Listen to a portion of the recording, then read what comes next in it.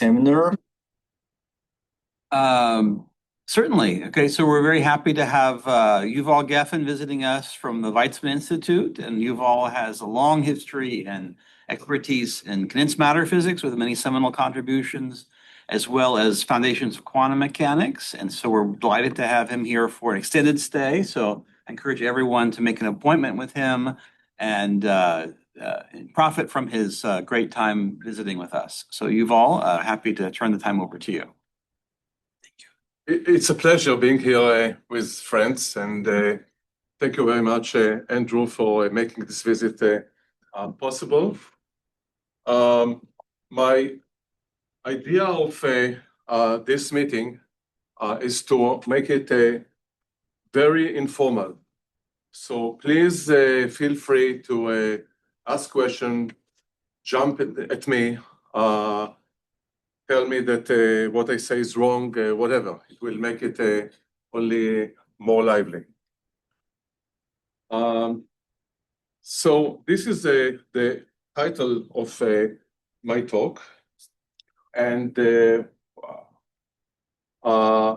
title is about quantum measurement, and blah blah blah. Quantum measurement can do this and this. And this has to do with steering, state engineering, cooling, and more. This is a very partial list. I don't have a pointer here. That doesn't work on the screen. So this Even is if you do that, people in the Zoom, they don't see it. Yeah. Here's the some of my collaborators, few of my collaborators over the past decade or so, many have been students or postdocs now holding academic positions. And in particular, I am delighted to have running collaborations with the experimentalist, Keter Much, Serge Rosenblum, Johan Popp, and Ibrahim Karimi, not to mention past experimental collaborations, one of whom was John Howell. So the keyword here is steering, and steering in the context of quantum mechanics has a long history. Sorry, this is an artwork done by two of my friends, Igor Gorny of KIT and AI. So I'm taking you back to a paper written by Erwin Schrödinger shortly after the EPR paper appeared. And this paper refers to the EPR discovery observation. And it says, attention has recently been called to the obvious but very disconcerting fact that even though we restrict the disentangling measurements to one system, the representative obtained for the other system is by no means independent of the particular choice of observations which we select for the purpose and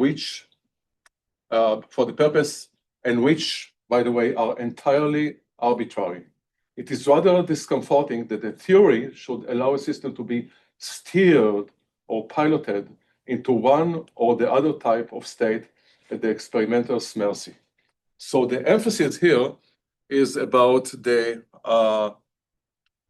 randomness, the probabilistic nature of measurement, the stochasticity. The word steering that I'm going to use, which has been introduced by us some 6 years back, carries a different flavor. It has to do with the control and deterministic possibility to push, to pilot a quantum system into a desired pre-designated target state. So I mentioned the measurement, and I want to take one step back and make a distinction between classical measurement and quantum measurement. So with classical measurement, we may or may not have back action on the system. So let me give you two examples. Say I am a policeman standing on the side of a highway, and I'm taking the speed of passing cars. And the driver of a speeding car will not be able to tell whether he or she were detected until they receive a traffic violation ticket by mail at home. So that this is an example of no back action. The other extreme is that a friend of mine tells me, Yuval, I would like to, I have a suspicion that there is a gas leakage in my car. Can you make a quick classical measurement and tell me whether this is true or not? And my answer to him would be, of course I can. I approach the car, light a match, and if the car explodes, then I know that there was a gas leakage. So by contrast, quantum measurement must result in a back action on the system. And this has been first observed and formulated by John von Neumann, who observed that quantum dynamics consists of two paradigms. One is a continuous unitary evolution governed by a Hermitian Hamiltonian, and the other is a measurement.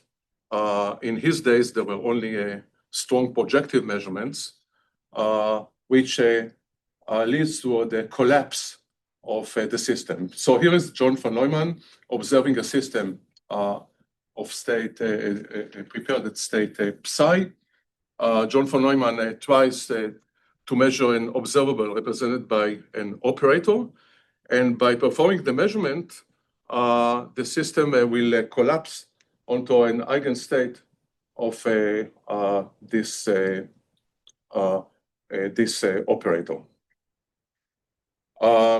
So this already tells you that a measurement has to do with reduction. I reduce the state into an eigenstate of the operator I measure. And here is another example of a reduction. I take here two historical figures, King Philip IV of Spain and Mark Zuckerberg. And the experiment I will try to do here is I will try to take a superposition of the two and then project them onto a personality. My operator will be identifying a personality. So here I go, superposition, projection, and I obtain Mark Zuckerberg. Now that was too fast, so let me repeat this experiment again. The two are separate. I take a superposition, projection, and this time it was projected onto King Philip IV. So this demonstrates the stochastic nature of the measurement. The readout is cannot be predicted, is stochastic. So to summarize what quantum measurement is all about, it comprises three steps. In the first step, I define a system detector Hamiltonian, HSD, which is coupled weakly or strongly to the system, and I let the system and detector evolve. So if I'm talking about a weak coupling, that will correspond to weak measurement, and as a result, the system and detector become weakly entangled. And if the coupling is strong, then the system detector become strongly entangled. So I let step number two. I let the detector system evolve over time delta t, and then I decouple the system from the detector. As I mentioned before, they are now entangled. Step number 3, regardless of whether the coupling was weak or strong, I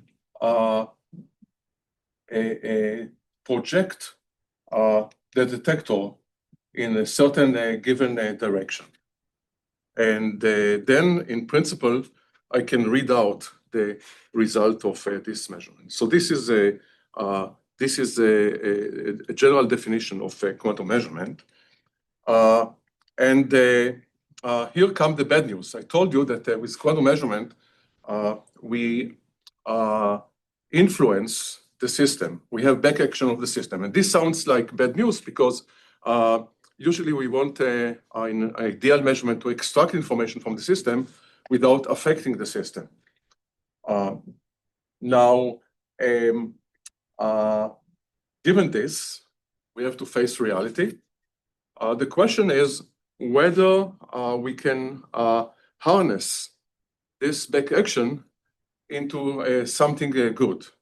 And the answer will be yes, we can do something good from this by repeating my measurement again and again and again, and by influencing the system, I can cleverly push the quantum state of the system into a certain corner in Hilbert space. I can pilot or steer the system towards a pre-designated quantum state. So the motivation, the perspective of such quantum steering, or why this is what it is good for, is threefold. First, we would like to prepare the quantum state, in particular a many-body quantum state, in a given desired state, which can be a resource for quantum information manipulation. Secondly, we can use the steering itself as a way to manipulate the state. Once we have the initial state, we can try to manipulate it by measurement, mimicking, for example, a logical gate. And lastly, we can use this steering in order to take an initial quantum state, which is hot, and make it cold, in which case we have a measurement-induced quantum cooling. So I will not be able to cover all of this here, but I will try to refer at least to 2 items out of this list. So we want to engineer a quantum state, and our wish list is quite greedy. So we want to steer the system towards a desired target state. We want to begin with the system being in an initial arbitrary state, which is unknown to us.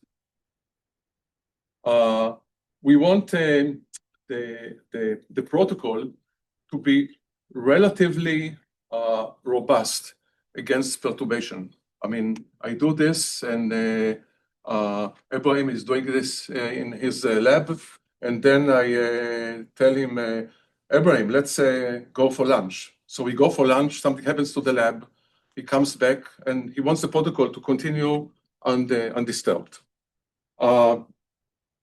We want a protocol where we don't need to exactly and fine-tune the time of operation. And we want to be able to steer towards a target state which is not necessarily a ground state of a known Hamiltonian. So this is quite greedy. And here are the principles of quantum steering. The detector qubits, we have a detector qubit or many detector qubits are prepared in an initial given state. These are simple quantum systems. This initial given state is independent of the running state of the system. And if we repeat this measurement again and again, before each step of measurement, we reinitialize, prepare again the detector in that given state. We then introduce a system detector coupling. We let the system talk with the detector and evolve in a unitary manner, such that the state of the universe, I don't have a speak, I don't have, so the state of the universe, which is the density matrix system detector at time t plus delta t, is equal to the state of the universe before we started the measurement. So the detector and the system are decoupled. The detector is prepared in its initial state. The system is in the running state, and they are evolved by this system detector Hamiltonian. And the question is then what we do next. And we have several possibilities. One possibility is that we take our detector, we don't even look at it, we throw it to the garbage, go to the shop, buy a new detector, reinitialize it, and repeat it. And mathematically, taking a detector and throwing it to the garbage would mean that we trace out the detector. So I will call it a blind measurement, which is an example of a passive steering. By passive steering, I mean that each step repeats itself independently of the readout of the system. So blind steering or passive steering is one paradigm out of three possible paradigms of steering. This is a blind steering. The next one has to do with post-selective steering. I perform measurement. I read out the detector. I repeat this, so I have a whole history sequence of readouts 00110100. If this sequence agrees with the predetermined sequence I had, then I proceed with my experiment.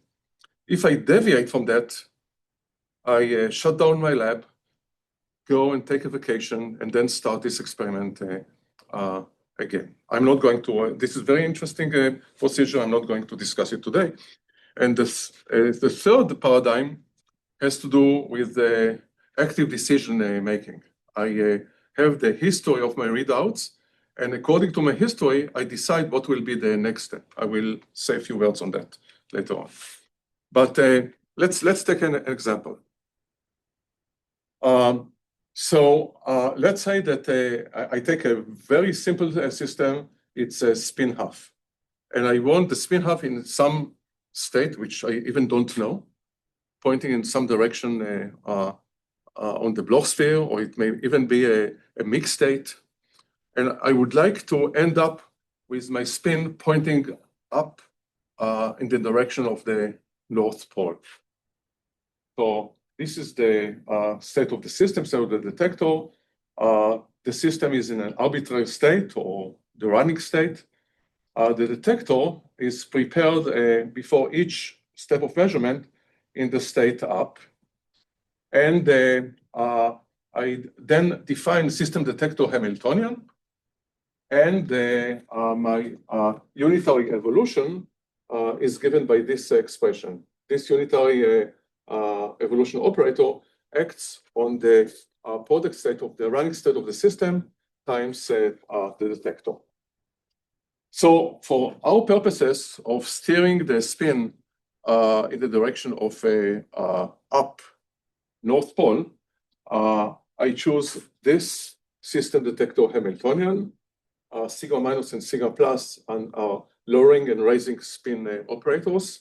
This is for the detector. This is for the system. This is a completely kosher unitary, Hermitian Hamiltonian. But now, let me note the following. The initial state of the universe, system and detector, involved the detector pointing in the direction of up. So if I act with this operator on this state, since the detector is already up, sigma detector plus will give me 0. So this operator is inactive. And this is what will give directionality to my protocol. The Hamiltonian is completely Hermitian. But the preparation of the detector in a given state gives me directionality. So this is how it looks like. I parameterize the reduced density matrix of the system, which is a 2x2 matrix, by the unit matrix times 3 coefficients, Sx, Xy, Sz, each multiplying the corresponding Pauli matrix. So this is an initial state, which is a pure initial state. This is a initial state, which is a mixed state.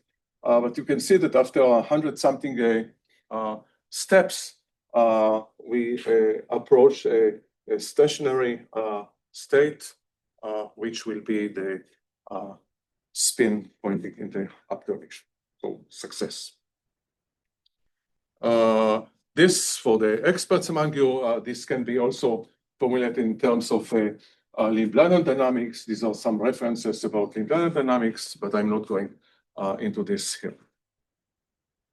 Let me also mention that one can take this protocol or more complicated protocols and analyze their robustness against errors. And it turns out that these protocols are pretty robust.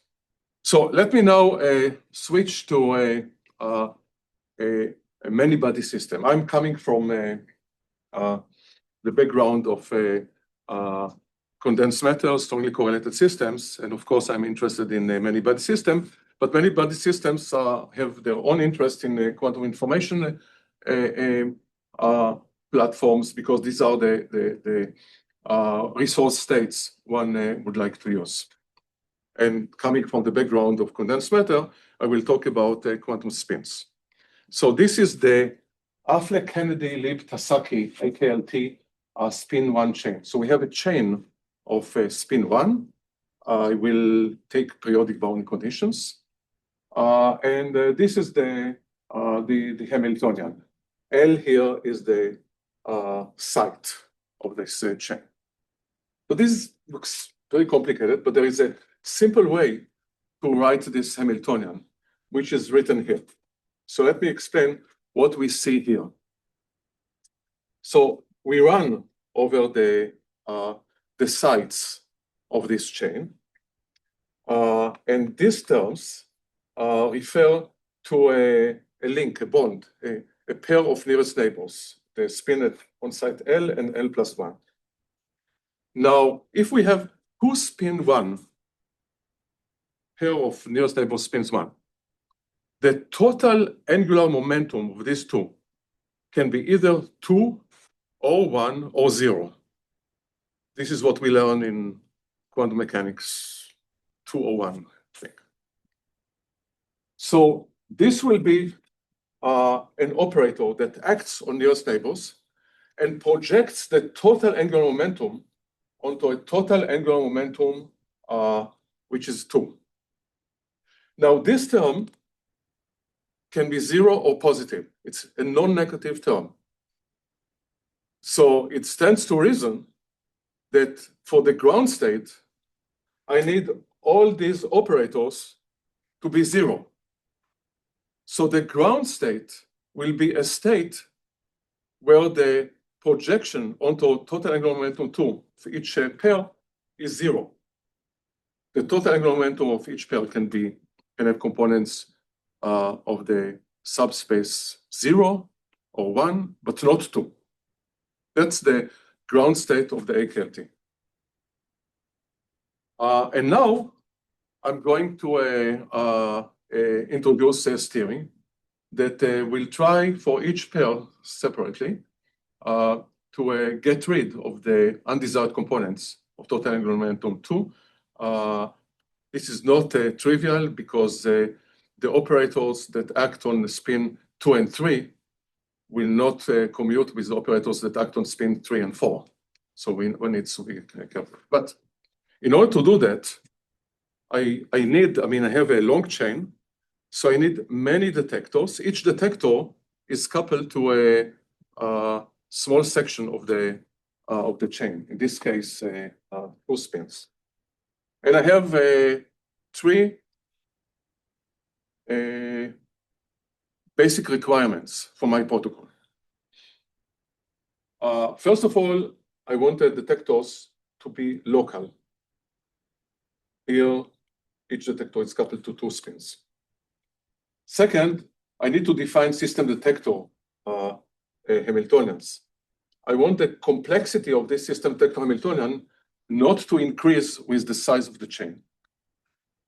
And thirdly, I want the number of detectors to be to scale up not more than extensive, than proportional to the length of the chain. And I can do that. I'm going to skip the details. So here is running the results of running such a protocol. I write down here the distance of the running density matrix of the system from the density matrix of the target state, which is the ground state of the AKLT chain that I want to get to. I can measure distance using forbiddance norm or trace norm, but in either case, I can see that this distance decreases exponentially with the number of steps. So this is a big success. So this is what I wanted to say about passive steering. Let me say a few words about active steering or active decision-making steering. And before you go on, Yuval, let me ask a question about the previous results. So when you're doing these measurements, you're doing these pairwise measurements on the spins, and you're saying we want to get spin 2. Is this what you want? I want to get anything but spin 2. Okay. I want to get rid of the. So you're getting rid of. So you want this? You want the spin 0 then? I want the total spin to be either 0 or 1 or combination of the 2. Okay. But I want to get rid of any component. So let me perhaps write it down. So in the world of 2 spin 1, there are 9 states. Total spin, and this is a spin in the z direction. So the total spin can be 2, and the SZ can be 2, or 2, or 1, or 0, or -1, or -2. Here I have 5 states. I can have total spin, which is 1, and then SZ can be 1, 0, or -1. Or I can have total spin 0, and then SZ must be 0. So I want to get rid of these 5 components of 2 and be left with any combination of these guys. So then those measurements you're taking are post-selected? Do you just throw away the ones that have the total spin 2? No, the measurements will have the following operators. So let me give you an example of such a measurement. So when I have measurement, it's a product of system operator and detector operator. So I could have a sigma detector minus and a system operator, which would be 2, 1, 1 minus 1, for example, plus Hermitian conjugate. So this guy takes the component 2, 1 and put it into 1 minus 1. Now there will be a Hermitian conjugate which will do the opposite, but because of this directionality, it will be ineffective. Okay. And then I need to have 5 such operators.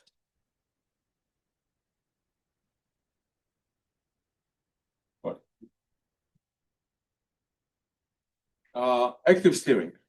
So there are 2 paradigms. I will have time only to mention one of the paradigmatic protocols. But let me have a quick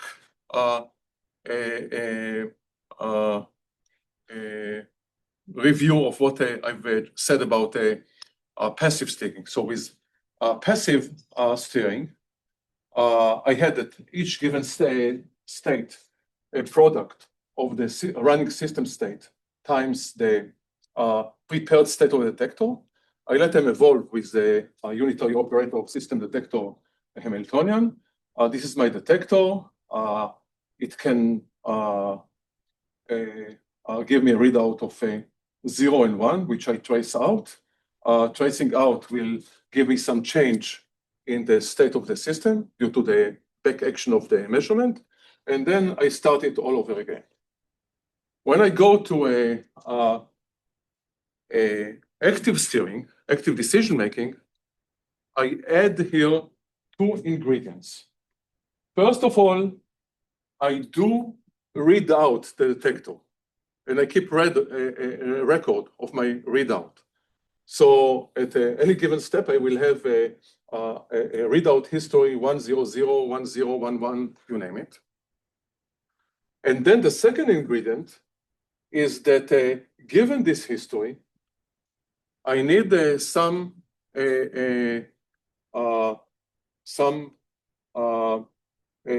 policy that will tell me what should be my next system detector evolution operator in order to make the protocol better. Better means shorter runtime, higher fidelity.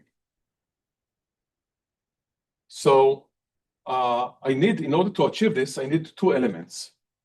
The first element is I need a set of possible system detector Hamiltonians, or possible unitary evolution operators.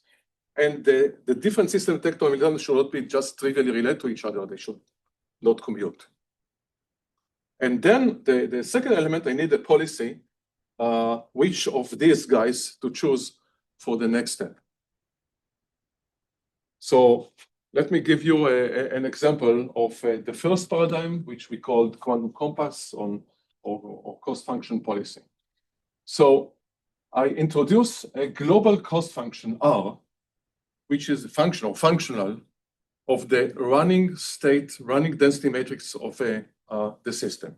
Example, I define the infidelity R function, which will be defined as 1 minus the sandwich of the running state of the system, the density matrix of the system, with respect to the desired target states. If I'm already in the desired target state, this one will be 1, so I will have 1 minus 1, which is equal to 0. Any other state will give me something positive. So the cost function is something positive. I start with some value, and I want eventually to get all the way down to 0. But now I realize that the problem is extremely difficult because I have a many-body system, think about chain or an array, whatever, and I have the dimension of time, and I need to find a trajectory in space and in time which will take me to zero in the fastest way. This is too difficult to achieve. I will instead go to a cheaper 3D version. In each step, I will choose my system detector Hamiltonian or my unitary detector that will provide me with the fastest expected reduction of the cost function. It's like steepest descent. I just look at the next step and I want to make the best profit, even though globally it may be wrong, but that's what I can. So let me show you how it goes. This is for 5-spin AKLT chain, our beloved spin 1 chain. I mean, we have also results for 6 spins. And this is a histogram for the blind steering, for the passive steering. This histogram tells you the statistics of many runs, how many measurements you need to go to in order to achieve a fidelity of 99%. Fidelity where your state, the overlap of your state with the true ground state is better than 99%. So this is for the passive protocol. This is the histogram for the active protocol, and look at the different scale. We gain a factor of 8. When we go to a chain of 6, we gain a factor of better than order of magnitude, and it continues like that. So if I put it on a logarithmic scale, you can see the active versus the passive. It's a huge gain. There is a second paradigm which we call quantum state machine, but I will not have time to discuss it here. So now I'm done with the steering per se, and this introduces to me the next challenge, which will be quantum cooling. So far, in what I told you, in my dynamics, there was no system Hamiltonian. The system Hamiltonian was 0. So when I drive the system, steer the system towards a given state, there is no energy scale in the system. I cannot even tell whether I heated up the system or cooled down the system. But let me now assign a Hamiltonian to the system itself. It's not only the system detector Hamiltonian, but I assign a Hamiltonian to the system itself.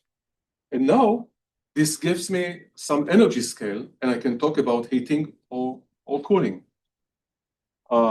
So if I'm able now to steer the system towards the ground state, I manage to cool the system.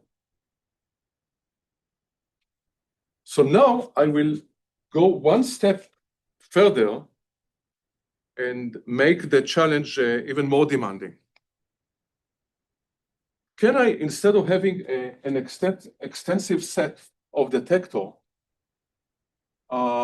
replace it by fewer detectors, or even a single detector that will be attached to this link and accomplish the task of cooling the system? Namely, can I achieve dilute cooling? Think about nature. I have a hot piece of metal. I attach it to a refrigerator. I don't need to attach the entire thing. I have something in this corner, and eventually I know that I will be able to cool down the system. So can I do it here? So this is the picture, the desired setup. And the idea is that if the system is hot and there are components, tails of the hot, undesired states on this link, this cooling will be able to suck out the undesired hot components and leave me with the colder system. So this is the most technical, the only technical slide in my talk. Let me run it quickly. This is my AKLT chain with periodic boundary conditions. This is a link. And as I showed here before, for each link, I need, in principle, 5 operators that will suck an undesired component. For example, the component of total angular momentum to the Z angular momentum, the Z component 1, and put it in a desired state, for example, 1, 0. So I can do it in a non-dilute manner on each link. And then I can write down either a discrete equation or a continuous equation that will be a Lindblad equation with a Hamiltonian and those jump operators. Alternatively, I can go to the dilute limit where I do this procedure only on one link. And this is how the results look like. This is for the extensive non-diluted cooling for different sizes of chains. My energy decreases exponentially. For the dilute cooling, the cooling will be much slower, but still it is there. We can do that. There may be, by accident, we can have a situation where our dilute cooling encounters a dark link. I mean, there are hot components everywhere, but not on this particular link. And then this link will be inefficient. In order to do that, in order to overcome this difficulty, I will need to add to the Hamiltonian some quasi-local Hamiltonian that shuffles all the hot stuff without touching the ground state. And this can be done. And then I shuffle the hot stuff, so the hot stuff will now touch the cooled link, and I will be able to suck energy. And the last comment I would like to make is that the world is difficult and sometimes unfair. And there is a big class of Hamiltonians, which called frustrated Hamiltonians, where passive cooling, I'm not talking about active, active is okay, but passive cooling cannot steer the system towards the ground state, cannot cool completely. So for these frustrated cases, we can still cool down the system, but there is a glass floor which we can derive analytically, and we cannot cool the system below this glass floor.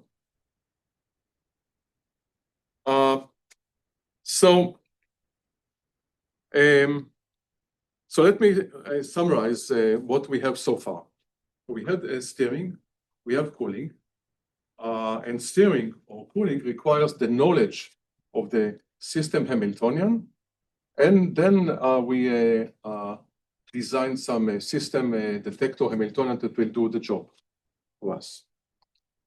But then there is a question that kept bugging me again and again and again. Something is missing here.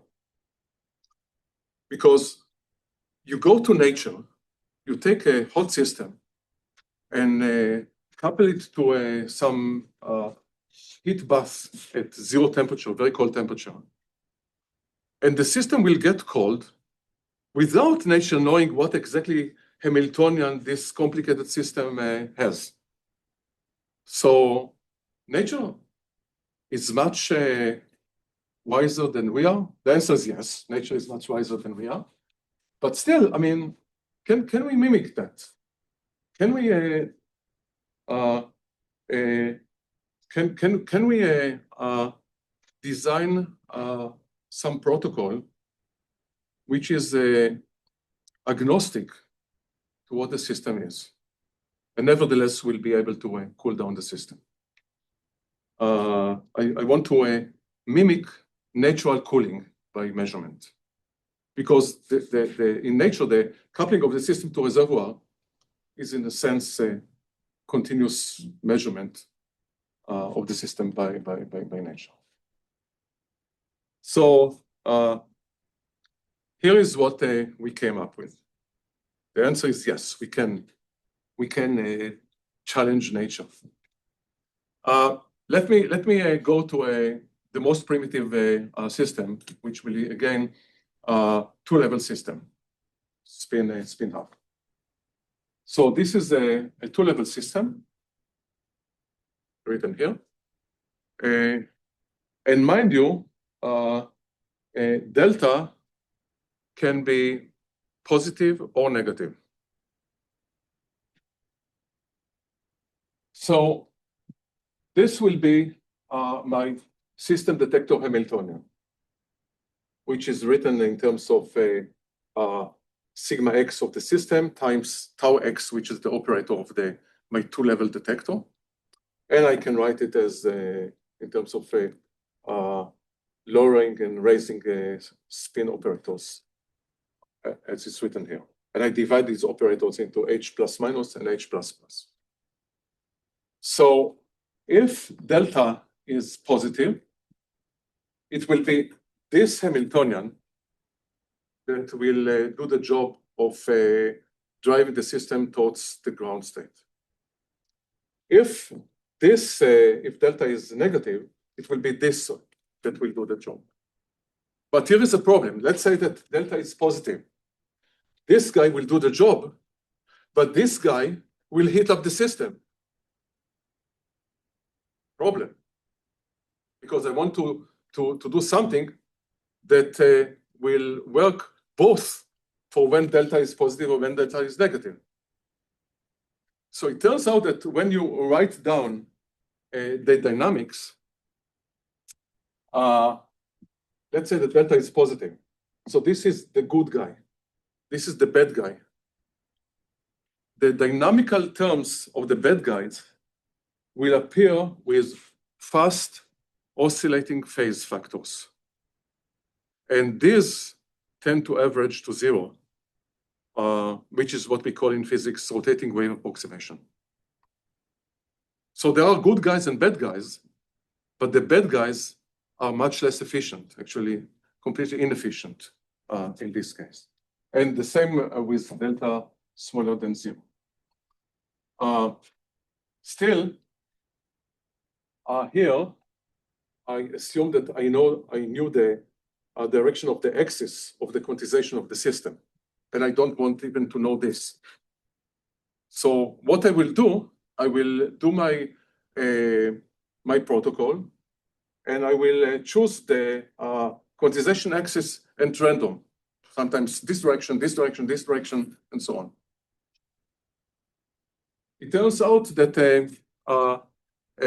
when the quantization axis is the wrong axis, everything is inefficient. Cooling will be better than heating, but it will be inefficient. Only when the quantization direction is very close to the real one, the cooling will be very efficient. So it will take me some time, because if I choose this axis, not in the x-axis, but different axis, sometimes I will be inefficient, but those times that I'm efficient, it will be efficient cooling. And this is the level of cooling we can achieve with different parameters of the systems. And we also have a couple of examples where we were able to do this agnostic cooling for many body setups. So, so at least the idea is there. So let me try to summarize what I was trying to tell you today. I was able to tell you, to give you the flavor of passive or blind steering. I spoke a little bit about active steering, dilute passive cooling, and system agnostic cooling. Other directions which I was not able to cover, which also refer to what we can achieve by measurement, is how to generate entanglement by measurement. And something very interesting, whether one can define a hydrodynamic theory that describes not the flow of particles, not the flow of energy, but the flow of entanglement. And of course, the idea is whether one can combine this with quantum information protocols. And we had two preliminary successes here. Now I'm wearing my other hat, which is quantum Hall physics. So with the two experimental groups, the group of Heiblom and then the group of Frederic Pierre, we were able to do some theory and experiment on how to measure and influence entanglement entropy of real fermionic systems. With this, I would like to thank you very much.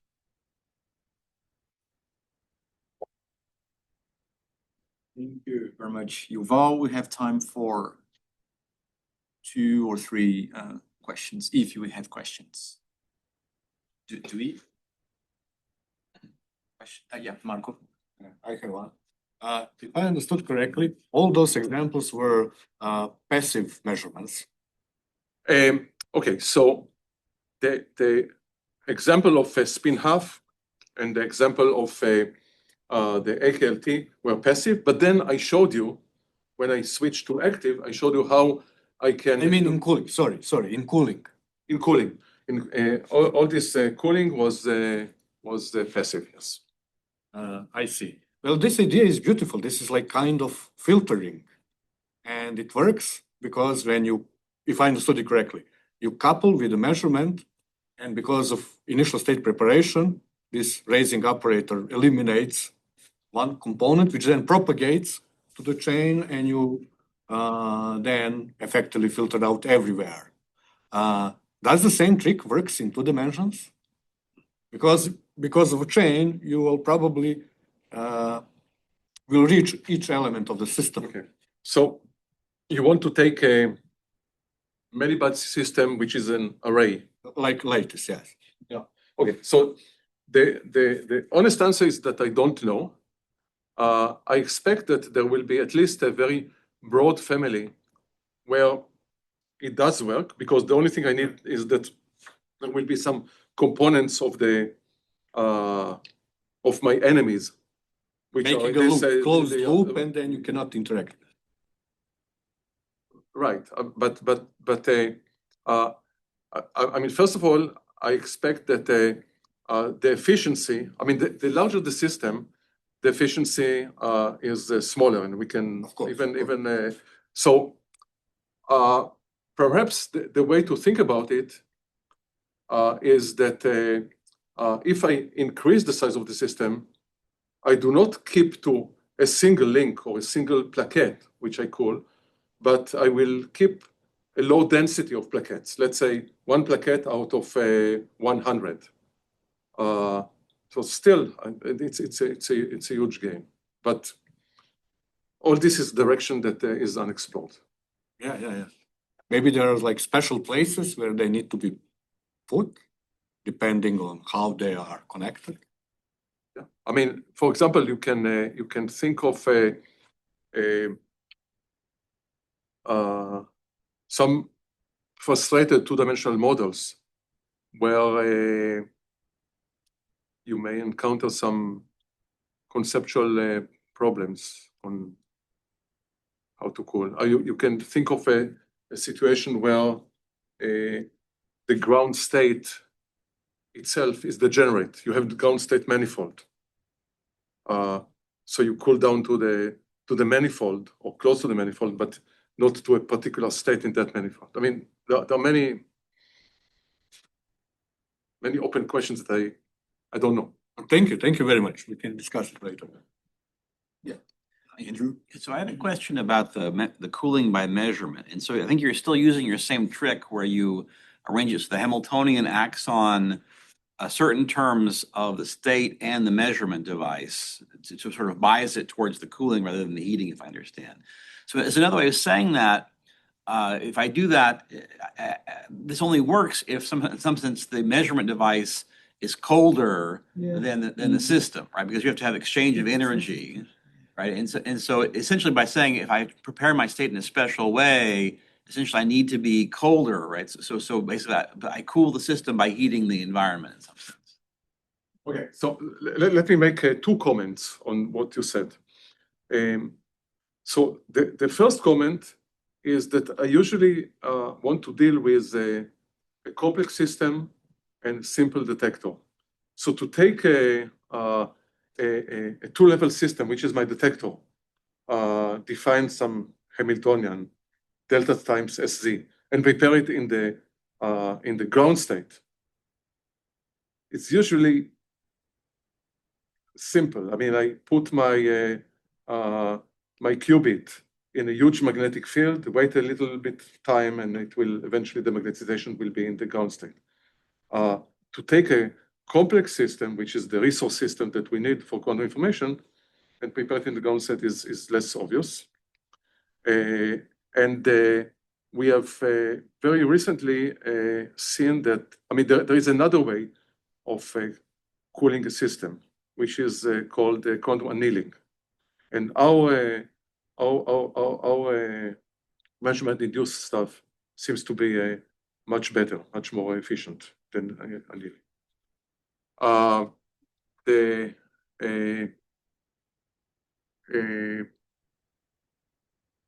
So you said that this is a. So your objection is that I need the second comment is that when you want to write down energy conservation, you have three terms, not two. You have the energy of the system, you have the energy of the detector, and you have the expectation value of each system detector. So what I want to end up with is that I prepare the detector in the ground state and end up with a heated detector, but this does not guarantee automatically that the system got cooled, because I have also the system detector Hamiltonian. So this trick of rotating wave approximation also makes sure that the system itself got cooled, not only, you understand what I'm saying? Yeah, we have, no. Yeah, we have questions on my screen here. So Lev Weidman is first up. Oh. Hello, everyone. Hi, thank you for the talk, and this is an interesting experiment, but I'm worrying about semantics. You mentioned Schrödinger with steering, and in his case, he didn't touch the system. And I understand in all your examples, you couple to the system itself. So it's steering by measurement, but when you really make measurement on the system, not make coupling or measurement on system which is entangled with your system. Am I right, or I missed something? Yeah, I mean, my impression is that in those days, including von Neumann formulation, they did not include in their protocol the Hamiltonian of the detector itself. So for them, measurement was taking the system itself or some degree of the system and projecting it without asking question about the physics of the detector. I'm trying to be a bit more microscopic, so I'm deferring this projection to the detector when it is separated from the system.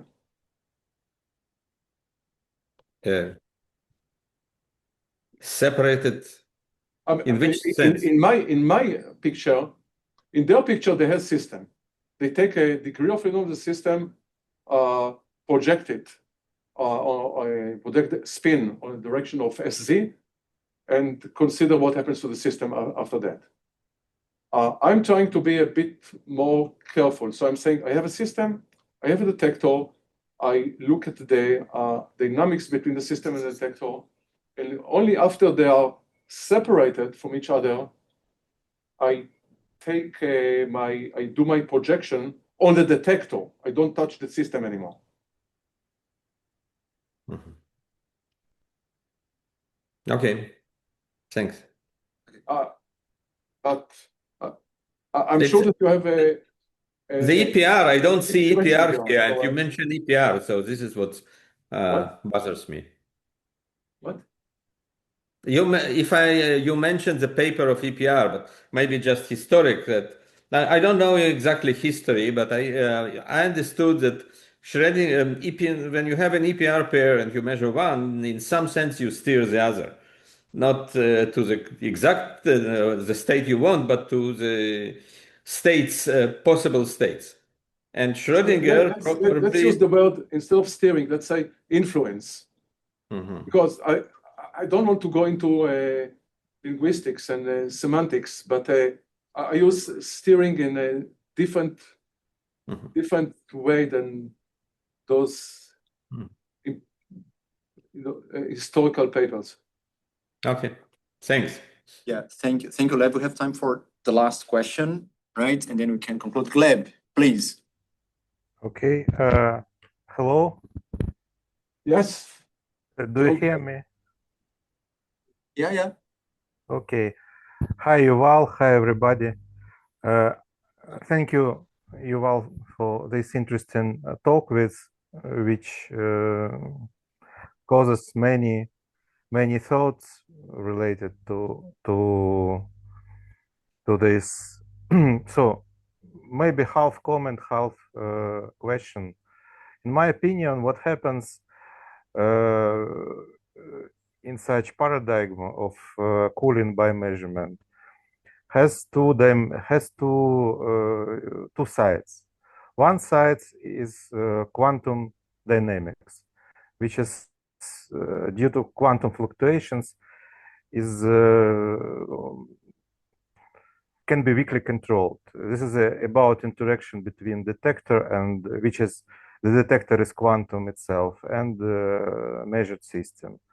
So the detector and a system which is measured by this detector. Okay. And in this sense, if one consider cooling by one act of measurement, then the energy flow from the measured system has no place to go except the detector state.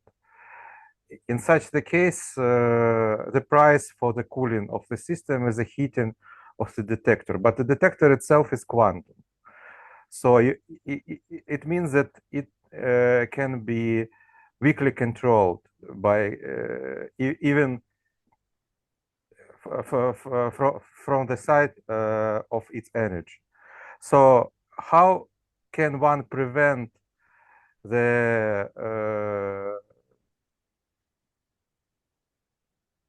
energy from going back from the detector to the system during the second act of measurement, for example. And it looks like it's cannot be controlled fully. But this is quantum dynamical side. And The second, you mean the next measurement? yeah, No, but what I mean, the idea is the following. I'm considering a sequence of discrete measurement steps. Each step takes time delta t.